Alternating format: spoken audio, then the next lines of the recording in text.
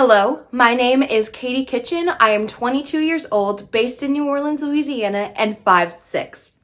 Thank you for watching.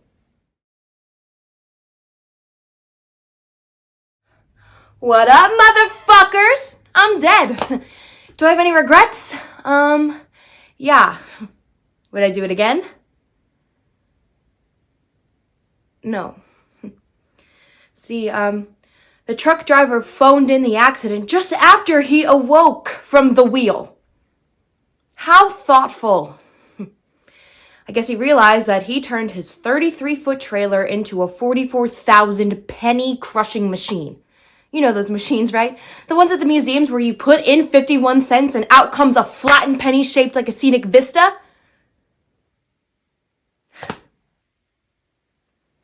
So, after the usual freakouts, the group pressed on. And they found the Pacific. They dipped their raw, weary feet in the water, mumbling platitudes like, oh,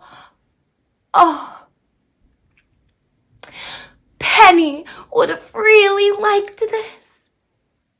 And I'm like, yes, I would have liked this a lot more than being smeared out like toothpaste on the Arizona highway. And then I get these waves of regret at being an absolute fuck up when I should have just loved and lived. And I could have loved anyone. And I could have lived anywhere along that 4,000-mile expense, and I had to go and pick that spot. So while the group got to dip their feet in the water with waves that I'd never feel, watching a sunset I'd never see, they talked about how they know me. Well, how can they know me? I don't even know me.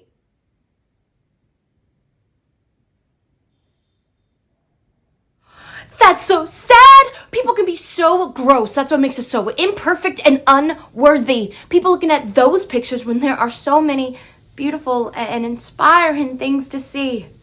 Like today, I saw this book on Michelangelo in the library with color plates.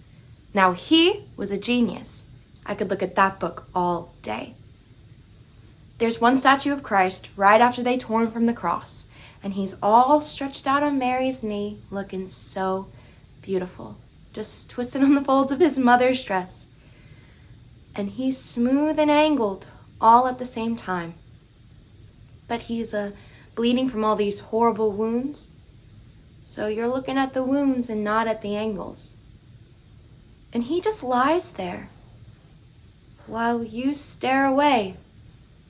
Or the slaves that Michelangelo would carve, they're naked too, and they're bound by ropes, and their muscles are just ripping and snapping like rubber bands. But if you look at their stone faces, you can almost see the tears on them.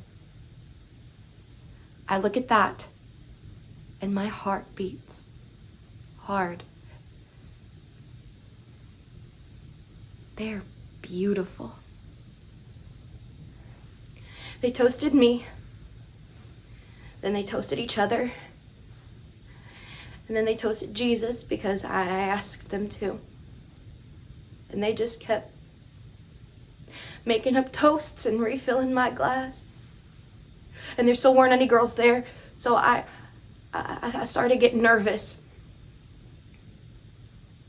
Then Arthur started talking to me in this low voice, telling me how beautiful I was.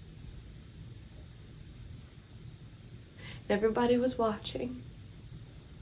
And then Arthur said that the only thing that kept me from being the most popular girl in school was that I was too religious.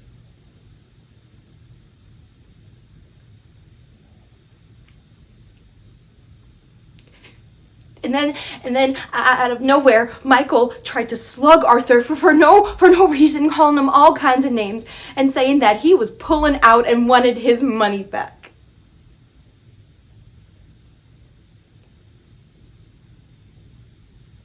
All the guys ganged up on Michael and they threw him out.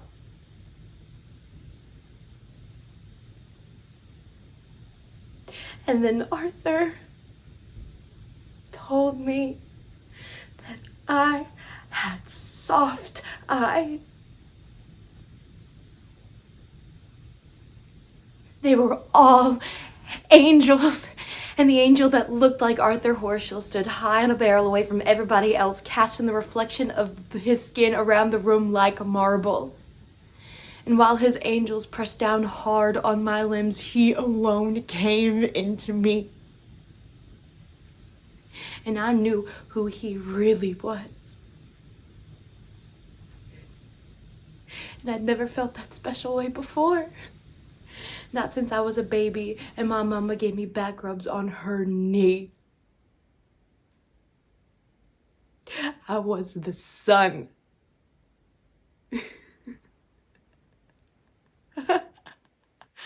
And I didn't scream, no. I didn't say a single word except to say yes.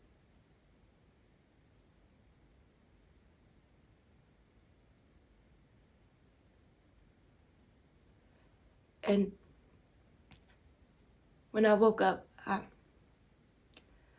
was on my own front lawn.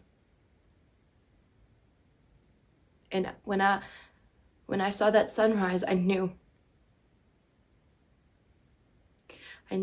that it was carrying a little lost piece of me.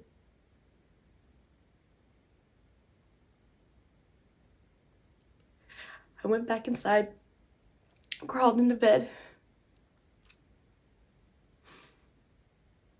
and nobody knew it had all happened but me.